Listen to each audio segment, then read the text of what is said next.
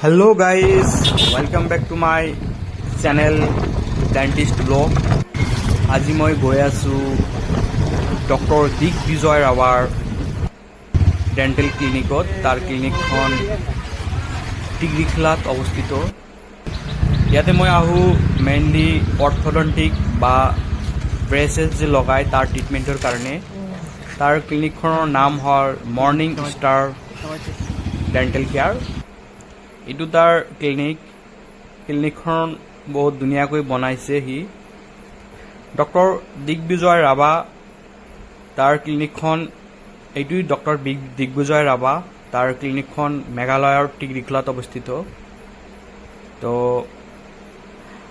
মই ইয়াতে মেইনলি ব্ৰেকেটৰ ট্ৰিটমেণ্টৰ কাৰণে আহোঁ। দাঁত যে চিধা কৰে তাৰ এইটো মোৰ পেচেণ্ট। এই পেচেণ্টটো মই 4 মাহ আগৰ পৰা ষ্টাৰ্ট কৰিছিলোঁ। তাৰ লৱাৰ আৰ্চটো মই খুলি দিছোঁ, ব্ৰেকেটটো। তাৰ ট্ৰিটমেণ্টটো প্ৰায় কমপ্লিটে হৈছে, বেছি প্ৰব্লেমেটিক নাছিল। তাৰ মাত্ৰ 2টা ক্ৰছ বাইট দাঁত আছিলে, ক্ৰছ বাইটটো আমি ঠিক কৰিছোঁ। মই মান্থলি এবাৰকৈ আহোঁ ইয়াতে।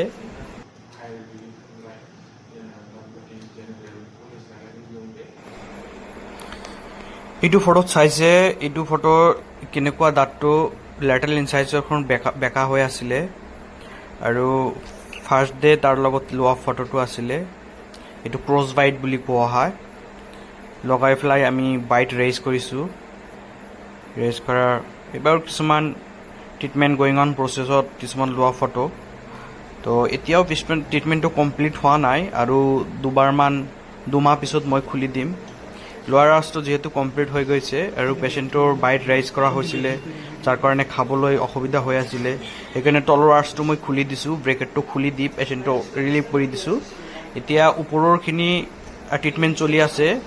যিহেতু অৰ্থোডন্টিক ট্ৰিটমেণ্টটোৰ ৰিলাপ্স হোৱাৰ চান্স থাকে, সেইকাৰণে আমি ট্ৰিটমেণ্টটো অলপ লেন্দি কৰিব লাগে। Thank you. মোৰ চেনেলখন ছাবস্ক্ৰাইব কৰিব। নেক্সট ভিডিঅ'ত আমি এইটো কেছ ডিছকাশ্যন কৰিম। Thank U.